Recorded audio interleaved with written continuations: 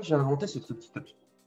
Ce petit objet Ok. sert à se contracepter. Voilà. Je m'inscris un peu dans cette rupture, dans cette nouvelle approche de la Mhm. médecine, de l'accompagnement des personnes dans la maîtrise de leur corps. Il permet en fait de maintenir les testicules dans un endroit où en fait elles vont être exposées à la chaleur du corps et cette chaleur du corps va freiner, voire arrêter la production de spermatozoïdes. Contraception dite masculine thermique qui est connue depuis des millénaires. J'ai transformé mon garage en fait en salle de production. J'étais là, mais comment tu veux que je fasse un business plan sur un truc Mhm. qui n'existe pas?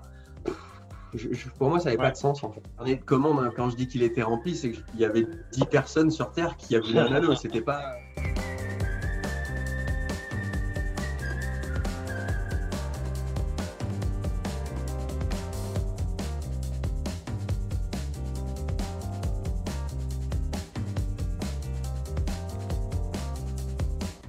Ok, et bah c'est parti. Salut Maxime.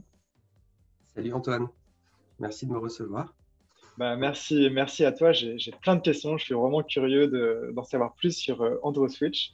Et alors pour commencer, est-ce que tu peux te présenter toi à titre personnel et ensuite parler un petit peu de ton projet? Alors du coup, moi je m'appelle Maxime, j'ai un parcours dans le milieu de la voile, un parcours aussi dans le milieu paramédical, voire médical en tant qu'infirmier. Mhm. J'ai touché un peu à tout vraiment dans le paramédical.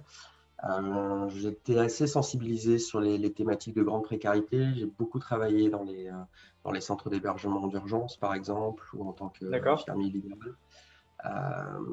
Donc, j'étais assez sensibilisé à l'accès aux soins et les problématiques de droit associées. Et donc, voilà, j'ai exercé jusqu'à il y a une petite année, on va dire. Ok. Et il y a une petite année, j'ai dû vraiment arrêter totalement mon activité en tant qu'infirmier salarié ou libéral, parce que mon activité en tant qu'auto-entrepreneur, entre guillemets, en fait, me prenait de plus en plus de place, de temps. Et donc, je ne pouvais D'accord. pas être sur les deux tableaux en même temps. Ouais. Voilà, il se trouve que Incroyable changement ouais. quand même de passer d'infirmier libéral à auto-entrepreneur. C'est incroyable. Ouais, il y a ça. Après, tu sais, je suis quand même pas très loin du monde médical, voire paramédical. Je travaille sur la contraception. En tant Ouais. qu'infirmier, mon rôle propre est de former et de sensibiliser aux pratiques contraceptives. Je Mhm. suis aussi en capacité à renouveler des ordonnances de prescription plutôt hormonales. D'accord. Donc, je suis quand même pas très loin de mon cœur de métier. Je travaille sur une thématique, donc la contraception dite masculine, qui est dans un degré de précarité Mhm. et totalement dans une forme de tabou depuis tellement d'années qu'il y a des problématiques d'accès aux soins, Ouais, ouais, aux pratiques.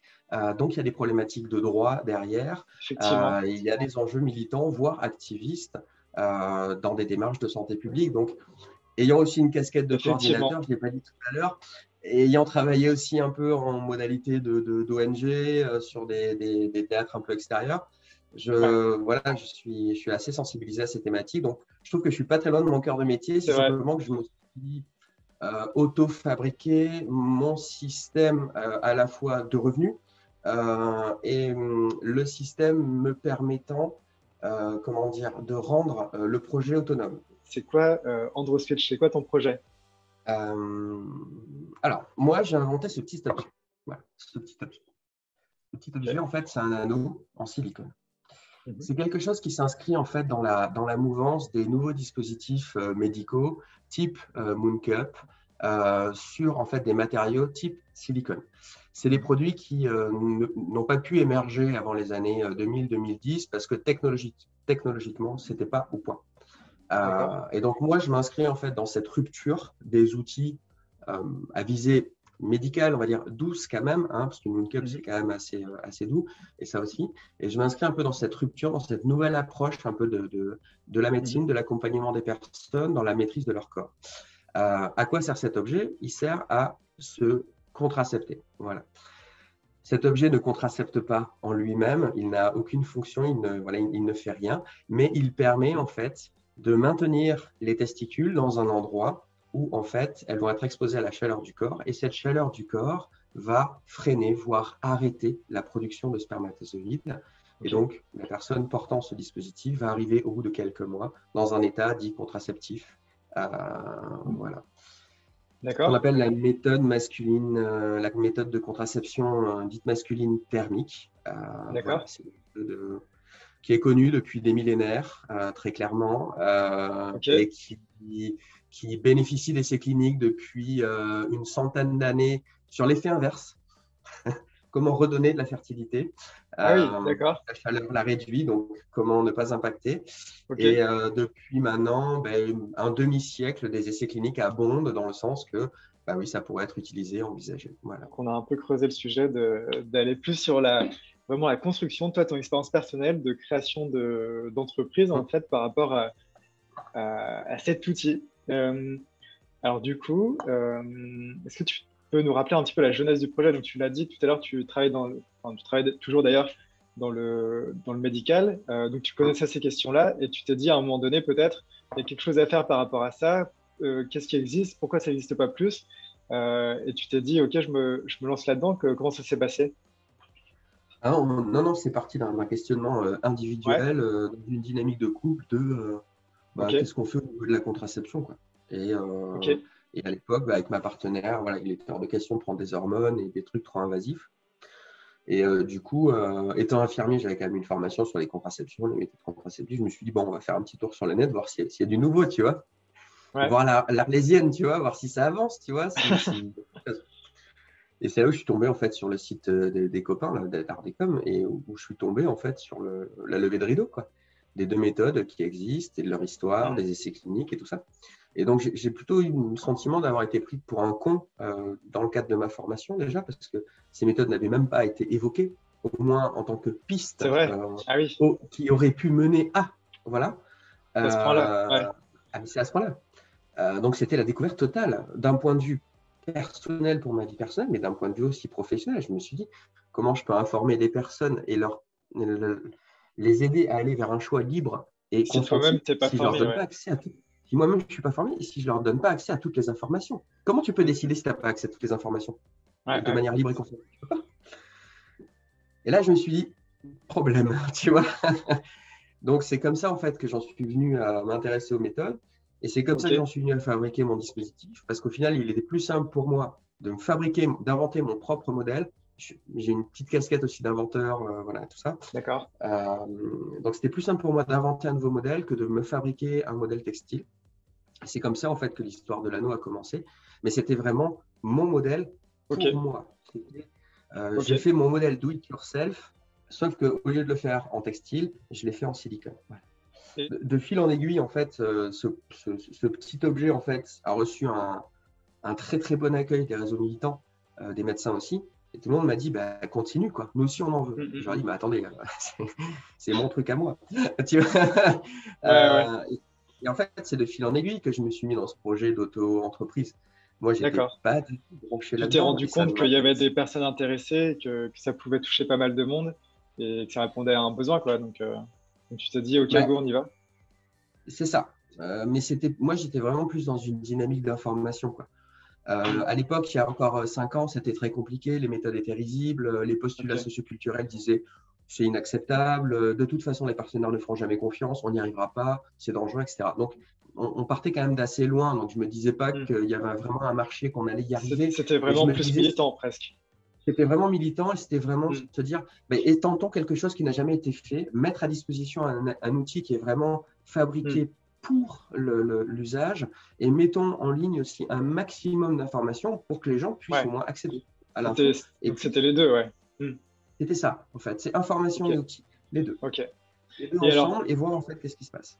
OK. Et alors, si on part vraiment sur la création de cet outil-là, de l'anneau, comment tu t'y es pris pour le créer, en fait? Tout simplement pour lui donner vie. Déjà, te renseigner peut-être sur comment le composer, etc., quelle forme, etc. Et ensuite le produire. Comment tu t'y es pris? Franchement, c'était galère parce que, alors moi, je connaissais un peu le travail de la résine pour avoir beaucoup travaillé sur les bateaux et tout. Donc, le système de moulage, je voyais un peu ce que c'était et tout ça. Mais le travail du silicone pur, pas trop, quoi. À part pour faire des joints, tu vois, sur les trucs d'étanchéité et tout, je voyais pas trop. Donc, c'était une vraie découverte. Donc, je me suis pas mal informé sur comment on pouvait se fabriquer, en fait, des objets en silicone. Et donc, en fait, je me suis fait une petite formation en accéléré, quoi, de mouleur, Ok, démouleur et un peu d'ingé type silicone. Je me suis beaucoup ok, intéressé à la mock-up aussi, c'est-à-dire aux objets un peu ok, équivalents qui existaient sur le marché pour voir qu'est-ce qu'il était proposé, qu'est-ce qu'il était acceptable d'envisager. Et puis après, au niveau du dessin, de la forme, moi, je me suis beaucoup inspiré de la nature. Je suis beaucoup parti du biomimétisme, très clairement. Je suis allé chercher ces trucs-là. mhm, Et puis après, j'ai travaillé avec quelqu'un parce que je ne faisais pas de dessin industriel ou sur ordi. Et après, je me suis assis avec quelqu'un qui était un bon ingénieur, qui avait vraiment un gros bureau d'études et qui était aussi prof. Et on a passé ok. quelques jours comme ça où j'étais assis à côté de lui et j'essayais de lui transmettre ce que j'avais dans ma tête pour qu'il le dessine. Tu vois, c'est ça. Voilà, là, Ça devait être assez et cocasse lui, comme avec situation. ses compétences de prof, tu vois, et Ouais, d'ingé, ouais, tu vois, me guider. Il me dit, ça on peut pas. Nana. Et il a affiné petit à petit le truc, et du coup, on l'a fait vraiment ok, comme ça ensemble. C'est comme ça que ça a donné naissance à l'anneau. Il y a eu plusieurs générations d'anneaux, que c'était compliqué de trouver un truc fiable, d'accord. viable, et surtout, le plus simple possible. C'était pas le tout d'inventer quelque chose, il Ouais, fallait ouais. le simplifier un maximum, parce que je savais qu'on était sur des nouvelles méthodes, qu'il fallait que les gens adhèrent tout de suite et Mm, que mm, le grand risque, c'était que les gens ne comprennent pas ou fassent n'importe quoi avec l'objet, le ouais, mettre. Il fallait presque qu'il n'y ait pas de dedans et de dehors. Il fallait que ce soit le plus que tu puisses mettre dans un sens et dans l'autre, que l'outil soit le plus mm, mm. préhensible possible, le plus Ok, proche de l'usage. Ça, c'était ok, vachement important. Et c'est comme ça ok. que petit à petit, ça s'est mis en place. Ça m'a pris des milliers d'heures, très clairement. Et Ouais. j'étais tout seul dans mon coin. C'est le temps du désert, où tu tapes à des portes et puis personne ne veut te Et, financer parce que ça intéresse personne, parce que c'est une affaire de femmes aussi. Donc il y avait vraiment de la ouais, discrimination. du coup, comment t'as fait à ce niveau-là? Tu avais toujours ton autre métier à côté, donc tu as pu gérer au niveau financier avec les deux. Alors, au niveau financier, moi j'avais eu l'avantage, du coup, j'avais fait pas mal de voiliers. J'avais un peu d'argent de côté d'un voilier que D'accord? j'avais vendu au Panama. Et en fait, j'ai investi tout l'argent. C'était pas beaucoup, quoi. Il y avait quoi, 50 000 euros, quoi. Hmm. Mais j'ai investi tout mon argent en fait là-dedans pour à la fois déposer des brevets, euh, imaginer des modèles de production, parce que le modèle industriel, il n'est pas possible, il coûte trop cher, Donc personne ne va là t'aider. aujourd'hui, t'es pas industriel encore au niveau de la production? Non, Tu le fais non, comment non, du coup? de manière artisanale, c'est moi qui les moule, mes amis. Ah oui, d'accord, ok, c'est incroyable. Tu as du Bah, il a matériel chez fallu, toi pour le faire. j'ai transformé mon garage en fait en salle de production, Ah ouais, en pseudo incroyable. salle blanche en fait. Ok, Et oui, comme personne voulait jouer et que ouais. le modèle industriel est inaccessible et que de toute façon, c'est pensé pour des lobbies pharmaceutiques, tu ne peux pas y accéder en tant qu'individu Hmm, propre. hmm, hmm. Ok. Mais la seule solution, ça a été de me dire, je vais aussi inventer mon système de production. Enfin, le fait d'être auto-entrepreneur, c'est quand même, enfin, c'est une formation, hein. Enfin, c'est quand même un métier à part entière. Comment tu t'y es pris? Tu avais des modèles, des inspirations? Est-ce que tu as été aidé par des tiers? Comment tu as fait pour gérer tout ce côté-là, nouveau métier, entre guillemets? Mal, vraiment très Ouais. mal. Et puis j'étais très mal à l'aise avec cette partie-là parce que moi, j'arrivais plutôt des mondes associatifs ou des milieux militants. J'avais beaucoup de mal à l'idée de me faire, ouais, il va falloir créer une société. Au moins, si tu veux, pour avoir une certaine reconnaissance Hmm. avec les industriels ou les pros avec lesquels tu vas bosser et tout, il va falloir un peu parler leur langue. Donc là, tu Et es, à quel statut? Juste pour en parler, tu l'abordes, tu es à quel statut aujourd'hui? moi, je suis toujours auto-entrepreneur. Ok, toujours auto-entrepreneur. Ouais. Je suis auto-entrepreneur et pour le moment, ça me suffit. J'ai mis ça en place en mai 2019 Hmm, parce que ça commençait à démarrer, tu vois, j'avais tout hmm. finalisé, les outils, les machins, les trucs. Et puis voilà, quoi, parce que ça m'allait bien. Ouais. Donc, je suis toujours en modèle auto-entrepreneur. Donc voilà, mais au démarrage, clairement, les gens qui étaient autour de moi me disaient, mais crée une société, après tu vas aller Hmm. chercher des fonds, tu vas passer en incubateur et tout. Mais pour moi, ça n'avait pas Ouais. de sens en fait. Ça n'avait pas de sens, je ne me retrouvais pas. On parlait de faire des business plans. J'étais là, mais comment tu veux que je fasse un business plan sur un truc Hmm. qui n'existe pas, avec les freins socioculturels qu'il y a à l'heure actuelle? Comment tu veux que j'évalue ça? Ouais. Faire un sondage, ouais, alors j'avais fait tout le sondage, tout était prêt, tu vois, pour faire une enquête de terrain et tout ça. Je l'ai jamais diffusé, le truc. C'est vrai? Je l'ai jamais Ok. diffusé. Non. Et du Non. coup, ouais, continue de nous raconter comment ça s'est passé du coup. T'as été aidé, comment ça s'est passé? Franchement, je m'en suis sorti parce que du coup, j'ai financé sur fonds propres. donc ça allait. Que j'ai un super métier qui me permet de temps en temps du coup de retourner bosser aussi ou de faire de l'argent, enfin de faire de l'argent, de pouvoir vivre un peu, tu vois, sans être dans la cagade, tu vois, tout de suite. C'est un métier vraiment pluriel que tu peux faire partout, donc ça c'était cool. Donc j'avais quand même pas mal de liberté. Et au final, non, j'y suis allé pas à pas et j'ai pensé un petit modèle au final de production en modèle artisanal que de logistique, distribution, SAV, le plus court possible et sur un modèle familial. En fait, j'ai fait rentrer dans la danse mes parents. D'accord. Ouais. Ok. Et ils ont vraiment été partie prenante et ils le sont encore. Donc, c'est vraiment un projet artisanal, mais aussi un projet familial qui, l'air de rien, nous a vachement rapprochés. Ok. Et donc, Incroyable. on a vraiment bossé ensemble, quoi. Tous les essais techniques, je les faisais avec mon père. Le labo, on l'a vraiment fait je l'ai fait avec mon père. Ok. Ma mère Ok. m'a vachement aidé plus sur l'approche logistique, gestion des commandes et compagnie. Mais Hmm. bon, à l'époque, quand il y avait une commande, c'était la fête. Tu vois, on disait, ouh, il y avait 3 commandes par mois au démarrage, c'était bien, tu vois. Tu es là, ouh, super. Ouais, ouais. Après, la première fois que j'ai vendu un anneau, j'en ai pleuré. Je fais, il y a quelqu'un sur Terre qui a cru, tu vois, et qui allait Ah, jusqu'à j'imagine acheter un bien. anneau. Je me suis dit, oh, génial, génial. Ouais, c'est incroyable. Ok. Donc, c'était Et vraiment un modèle familial. Sans ma famille, j'aurais pas pu y arriver, très clairement. ok. Et aujourd'hui, du coup, vous êtes toujours sur le même système? Aujourd'hui, on est toujours sur le même système. Après, ça grossit un peu, donc je me fais aider par des copains, Ok. très clairement. Ça devient un projet qui est de plus en plus collectif au final. Et c'est ça qui est intéressant, c'est que petit à petit, ça devient.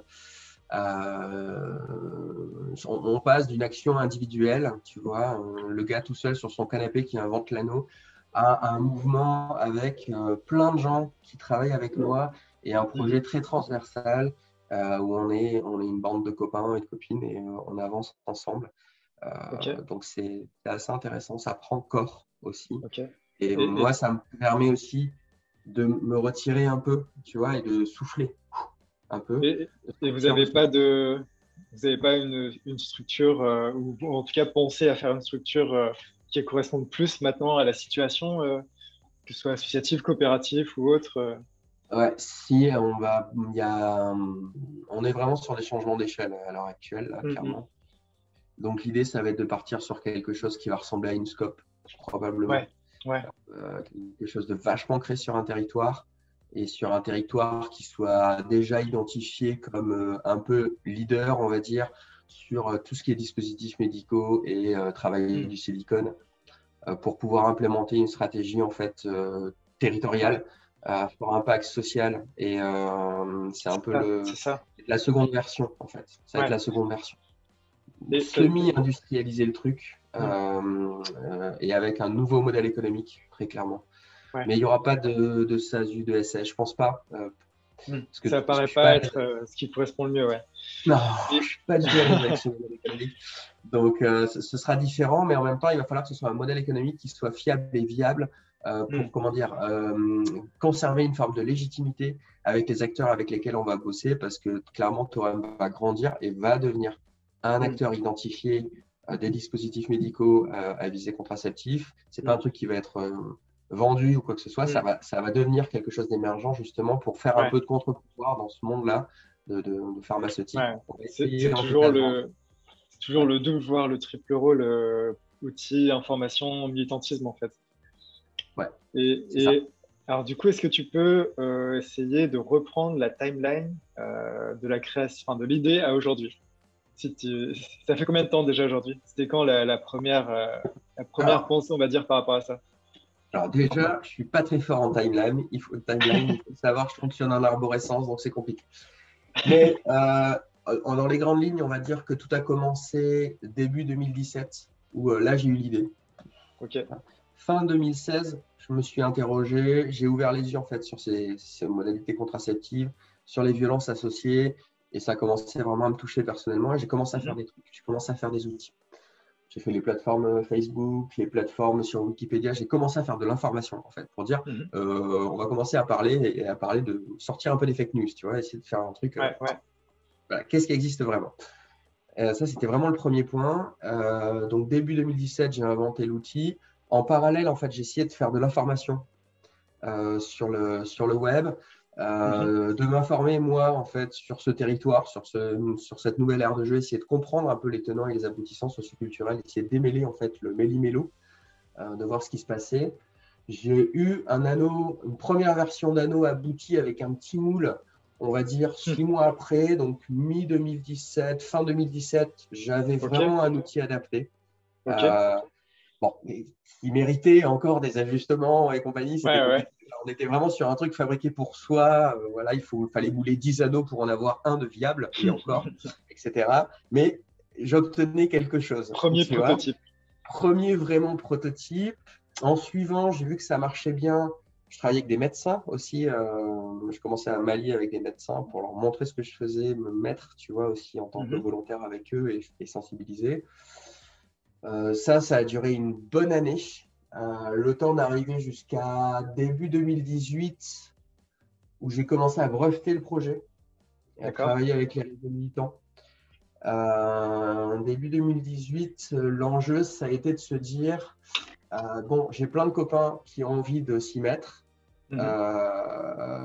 On me pousse un peu collectivement à faire quelque chose de reproductible et d'accessible un peu à tout le monde.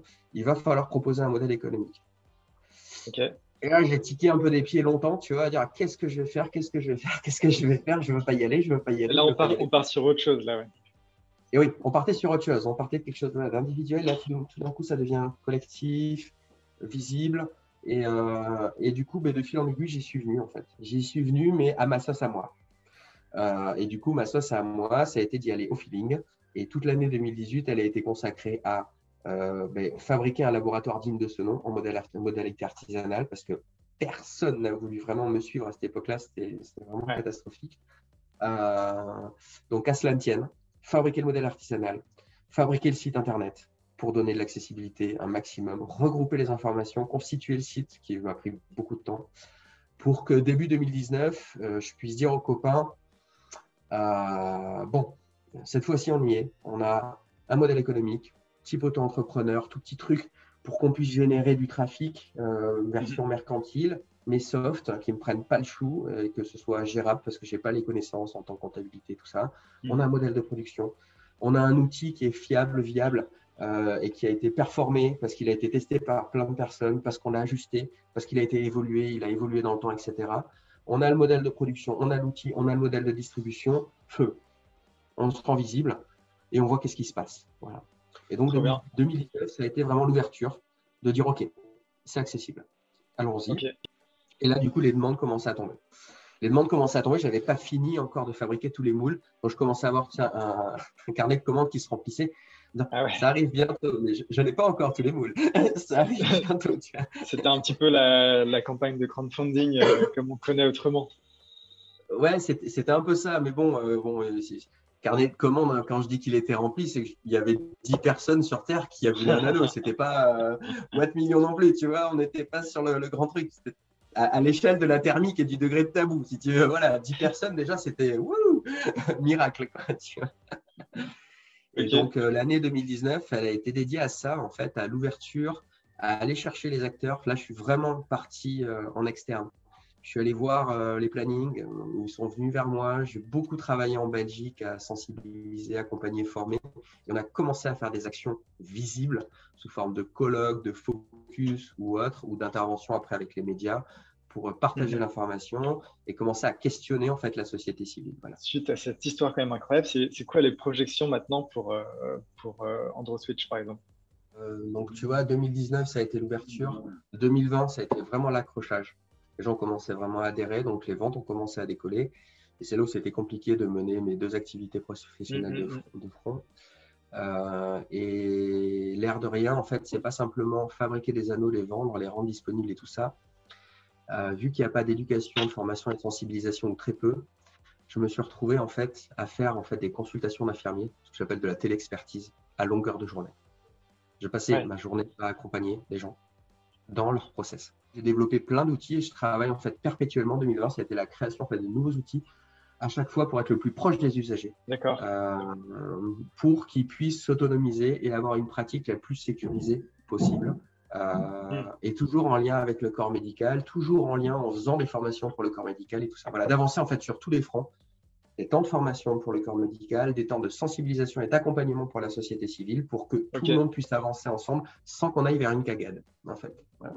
Et ça a été vraiment l'enjeu 2020-2021.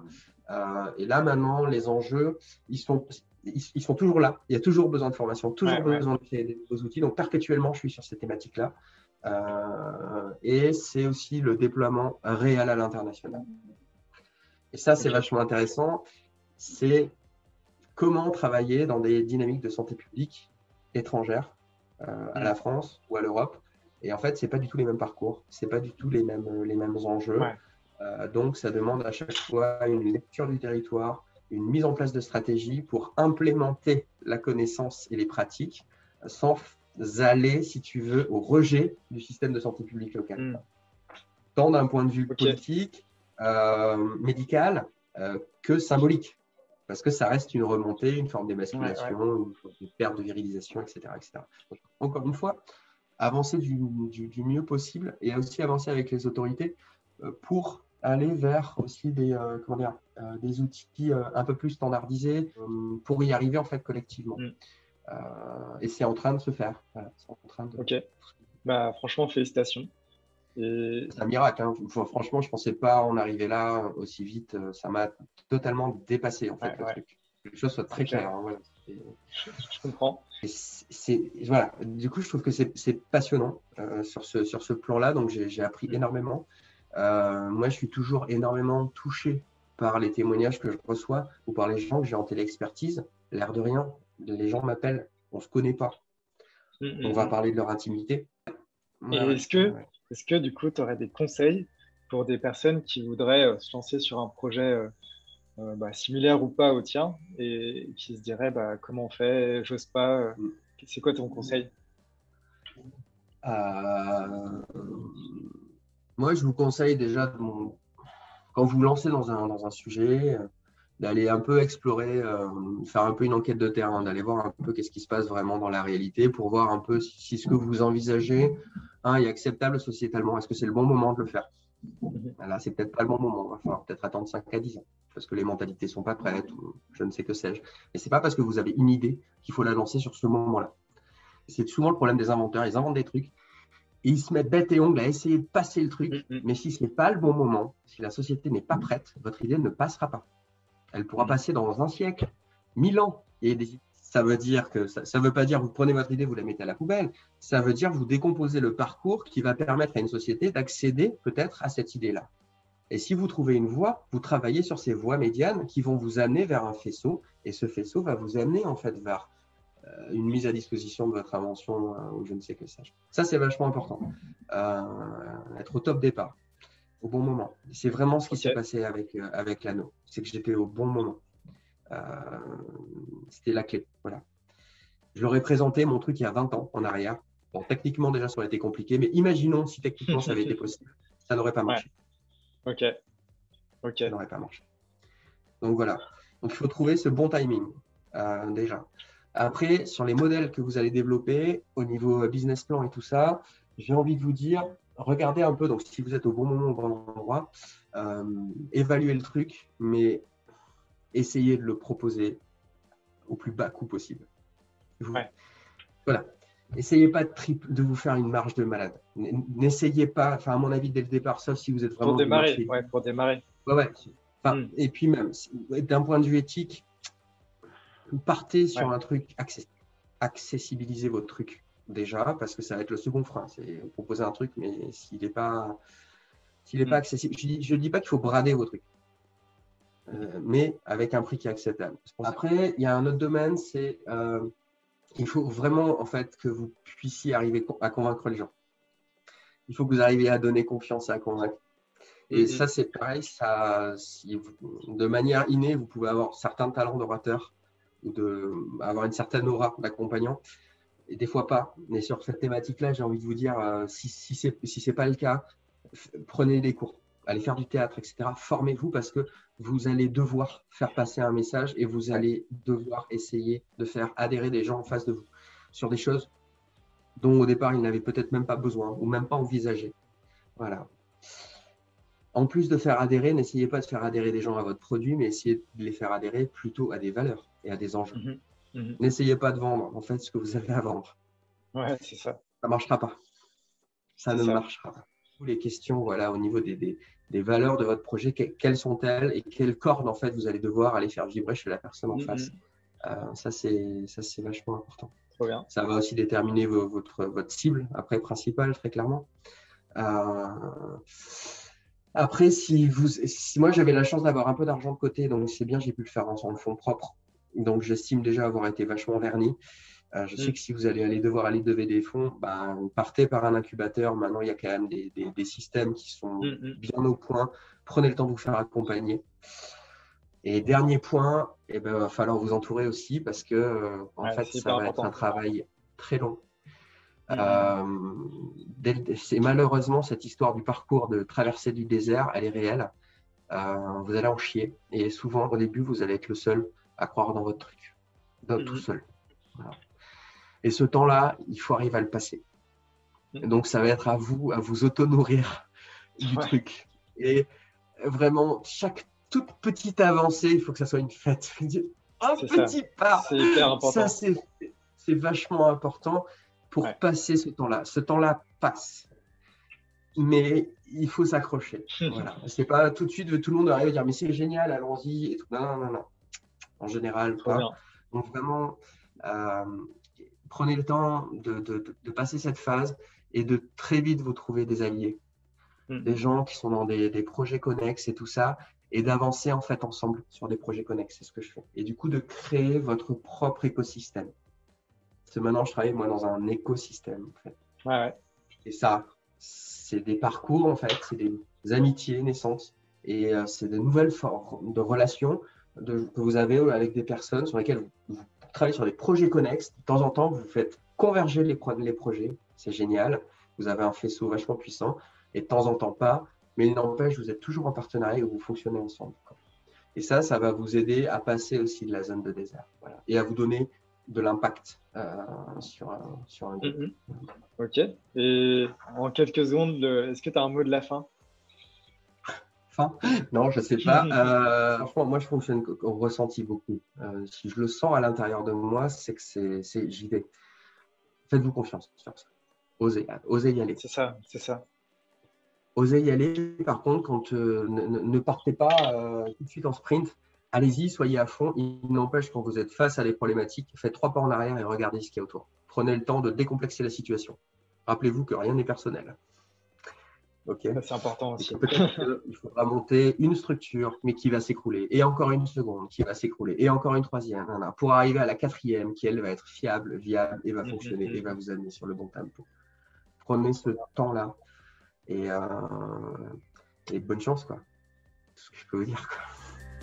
Merci beaucoup, Maxime. C'était hyper intéressant.